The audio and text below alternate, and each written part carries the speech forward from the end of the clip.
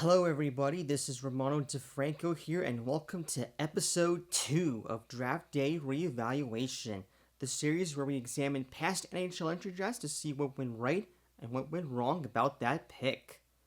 The results are in, and 75% of you guys said I should talk about the 2005 NHL Entry Draft. That's right. Do you remember the 2005 NHL Entry Draft, which is the one that the Pittsburgh Penguins won the draft lottery and they used it to select future Hall of Famer Sidney Crosby? As it turns out, this draft turns 20 years old next year, and in advance, I would like to mention that. So join me as we discuss why the 2005 NHL Entry Draft was a great one. Let's start things off with the 29th overall selection by the Philadelphia Flyers, and they used it to select Steve Downie. Downie played parts of 9 years in the show, scoring 76 goals, 120 assists, and 196 points in 434 games before announcing his retirement following a 9-game stint with the Springfield Falcons. Even though he wasn't a superstar for the most part of his career, he was a security guard for his team and laying down the law with his fists or bone-crushing moves. He had 200 penalty minutes or more twice in his career, and if you need proof, take a look at his 1,057 career penalty minutes, and despite that, I have to give Philly credit for that. Moving on to the 28th overall selection by the Dallas Stars, and they used it to select Matt Niskanen. And I know what you're thinking. Yes, he was the best defenseman taken in the first round of that year. Also, this is another player that was taken in the first round and made his NHL debut 2 years later. The Virginia-Minnesota native scored 72 goals, 284 assists, and 356 points for his efforts. He spent 4 years with his draft team before bouncing around with 3 more clubs after this, including the Pittsburgh Penguins and the Washington Capitals.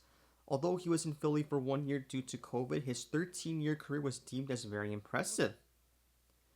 If you thought this was good enough, he was a Stanley Cup champion winner with the Caps, so you did very well for yourself, Dallas. Let's talk about the 25th overall selection owned by the Edmonton Oilers, and they used it to draft Andrew Cogliano. This is going to be an interesting story on why that pick was great. The Canadian forward participated in 1,294 games where he scored 190 goals, 274 assists, and 464 points in 17 years in the show. Not only did he win the Cup with the Colorado Avalanche, but he played in all 82 games in 9 instances. Technically 10 if you want to count the lockout shortened 2012-13 NHL season. And on top of that, the Toronto native was nominated for the Bill Masterton Trophy as the guy who shows perseverance, sportsmanship, and dedication to hockey 3 times. I imagine his Ironman streak had something to do with that, and that was a fantastic selection, Edmonton. Holy smokes. Let's move on to the 24th overall choice owned by the St. Louis Blues, and they used it to select TJ Oshie.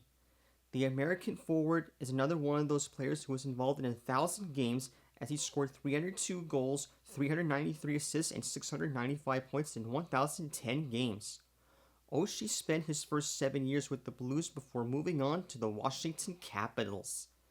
It's most likely he's going to spend the remainder of his career with the Capitals organization as he won the Stanley Cup with the team in 2018. Although I wish he won it with St. Louis, it is a good selection nonetheless. On to the 21st overall choice, which was owned by the Toronto Maple Leafs, and they used it to select Tuukka Rask. Rask has a great story. Even though the Finnish goalie was originally drafted by Toronto, his rights were traded to the Boston Bruins in exchange for goalie Andrew Raycroft. Also, Rask even won his first game against Toronto.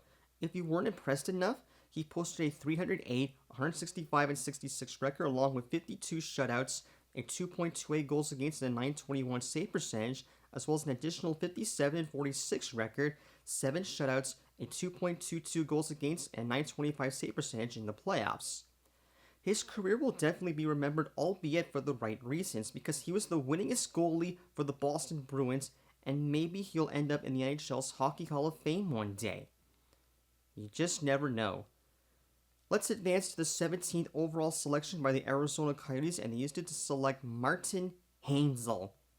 The Czechoslovakian-born forward may not have been at his best production-wise, but he was still scored a respectable 127 goals, 211 assists, and 338 points in 673 games played in parts of 12 seasons in the show.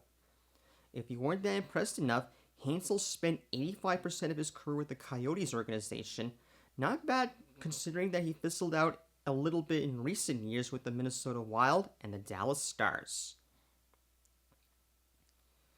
Moving on to the 12th overall selection in the 2005 NHL Entry Draft, which was owned by the New York Rangers, and they used it to select Mark Stahl. Mark has a great story. In his first 13 years, he rose to prominence with the Rangers, advancing to the conference finals 3 times. That even included making the Stanley Cup Finals in 2014. And also, of the Stahl brothers, he's the only one to not play for the Carolina Hurricanes. Isn't that great?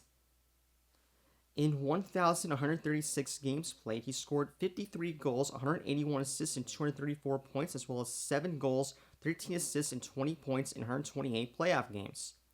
Although he's fizzled out in recent years with the Detroit Red Wings, Florida Panthers, and the Philadelphia Flyers, Mark's presence over the course of his NHL career has been fun to watch. So, good job, New York, on that selection. Good job. Next up is the 11th overall selection owned by the Los Angeles Kings, and they used it to select Anze Kopitar. Kopitar is the first person on the list to not make his NHL debut 2 years later. Instead, he suited up in his first game in 2006-2007. For his NHL career, Anze has played exclusively for the Kings, scoring 419 goals, 792 assists, and 1,211 points in 1,373 games played in 18 years in the show. If you weren't that impressed enough, Kopitar won the Stanley Cup twice with the Los Angeles Kings in 2012 and 2014. He's hoping that he will finish his career with the Kings, and when you spend your career with one franchise, this is a sign you did fantastic. So congratulations, LA, that pick rocked. We officially made it to the top 10 in the draft, so I hope you're ready because here comes some more players from that draft class who did great. Let's start things off with the 8th overall selection by the San Jose Sharks, and they used it to select Devin Setoguchi. Whether you disagree with me or not, I think that pick has aged very well for the most part. After all, the Canadian forward was involved in 516 games played, where he scored 131 goals along with 130 assists and 261 points. Even though he has fizzled out in recent years, he still got to play in more than 500 games in his career. Yeah, very good pick indeed. Next up is the 5th overall choice by the Montreal Canadiens, and they used it to select Carey Price. I think you may need me to tell you this. That pick had aged tremendously well because given that Price was a top 5 pick in the draft, he capitalized on that very well. Let's think about it. In 712 games, the Canadian goalie posted an outstanding 361, 261, 79 record, 49 shutouts, as well as a 2.51 goals against and 917 save percentage, as well as an additional 43 and 45 record, 8 shutouts, and a 2.39 goals against and a 919 save percentage in 92 playoff games. With his track record, it's no surprise that Carey Price is the winningest goalie for the league's oldest and most successful NHL franchise, so therefore, it's safe to say that this pick rocked the house. Next up is the 4th overall choice by the Minnesota Wild, and they used it to select Benoit Pouliot. I hope this is the best it gets for a while, Minnesota, because you've done well at drafting these players. In 625 NHL games, the Canadian forward scored 130 goals, 133 assists, and 263 points for his efforts. And although he has fizzled out in more recent years, spending his final season in Buffalo, given that he was a top 5 in the draft and how he played more than 500 games, as they say in Celebrity Deathmatch, allow it. Moving on to the 3rd selection owned by the Carolina Hurricanes, we have Jack Johnson. He may not have been a superstar at best, but Johnson is known for his shutdown and self-sacrificing behavior. Well, for one, it is to be expected that he was a stay-at-home defenseman, Its job is to save goals, and he's done very well in doing that.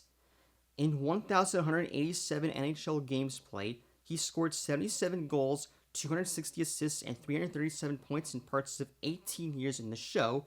And if you weren't impressed enough, the Indianapolis, Indiana native won the Stanley Cup with the Colorado Avalanche. That's fantastic for a player who never played for his draft team. Penultimately, we have the second overall choice owned by the Mighty Ducks of Anaheim in Bobby Ryan. That's right, we have another top 5 in the player that worked out in the long run for the most part. In 866 NHL games played, the Cherry Hill, New Jersey native scored 261 goals, 310 assists for 571 points in parts of 13 years in the show. For his first 4 years, Bobby Ryan has scored 30-plus goals, which is great, and although his play went downhill in the last 2 years, it's still a great selection nonetheless. We have saved this pick the best for last, and that's the number 1 overall choice by the Pittsburgh Penguins, and they used it to choose everyone's favorite first overall selection, Sidney Crosby. If you remember becoming the youngest captain to lift the Stanley Cup as well as scoring the goal of the 21st century, you will know your time in the NHL was a major success. Sidney has a great story. He was the youngest player in NHL history to score 100 points as a rookie, and he was the youngest player to lead the league in scoring. On top of that, even though the future Hall of Famer missed the remainder of the 2010-2011 season, he set an NHL record for fewest games played by a team's points leader. He's the only player in that list to immediately make it to the big leagues right after being drafted. I've said it here, but with these large number of accolades, I'm telling you, Sidney Crosby is going to be a Hall of Famer because he was an absolute stud to watch. I mean, he's just very amazing. In 1,272 games played, the legendary first overall pick scored 592 goals, 1,004 assists, and 1,596 points in 19 years. If you weren't that impressed enough, he's the first player from that list to play that long. If Sidney Crosby is a perfect example of how fantastic the 2005 NHL Entry Draft turned out to be, I don't even know what to say. So, of the 30 first rounders that were taken in the draft, 26 of them suited up for their NHL debut, 19 of them played at least 100 NHL games, 13 of them were involved in at least 500 NHL games, 8 of them participated in at least 750 NHL games, and to top it off, 7 of them played at least 1,000 NHL games. So it seems to me that the 2005 NHL Entry Draft was a once-in-a-generation event, and it's for the right reasons. These numbers tell you that the entry draft that year was a massive success. Yeah, but what about these other players, Romano? What about the people that were taken in the second round or later than that? It's worth noting that some players did make it to the NHL. For example, James Neal, Mark-Edward Vlasic, Taylor Chorny, Andrei Pavlik, Justin Abdelkader, Paul Stastny, Guillaume Latendresse, Mason Raymond, Adam McQuaid, and Matt Cashin were selected in the second round of that year. Chris Letang, Chris Russell, Rich Klun, Jonathan Quick, Cody Franson, Mark Fraser, and Ben Bishop were chosen in the third round. Cody Bass, Chris Butler, Chris Vandeveld, Garrett Bull, Blair Jones, Keith Yandel, Vladimir Sobotka, Tom Pyatt, Nicholas Hjalmarsson, and Alex Stalock were taken in the fourth round. Darren Helm, Nathan Gerbe, Cal O'Reilly, Mark Fane, and Ryan Reeves were taken in the fifth round, and that's not even mentioning Sergei Konstitsin, Colin Greening, Anton Stroman, as well as the man who was taken last overall, and Patrick Hornquist, who was selected in the seventh round. Of the 201 players that were taken in the second round or later than that, 63 of them suited up for their NHL debut, and of those 63 players, 37 of them played at least 100 NHL games, 18 of them were involved in at least 500 NHL games, 13 of them had participated in at least 750 NHL games, and to top it off, 5 of them played 1,000 NHL games. That's pretty impressive considering that they were long shots to even make it to the NHL. But in order for an NHL draft to be considered as great, the first round has to be considered as good. And that's what happened here. The 2005 NHL Entry Draft was so good, especially if you could compare to the ones before and after. And I think the ones that follow would come up this close to matching that great work ethic.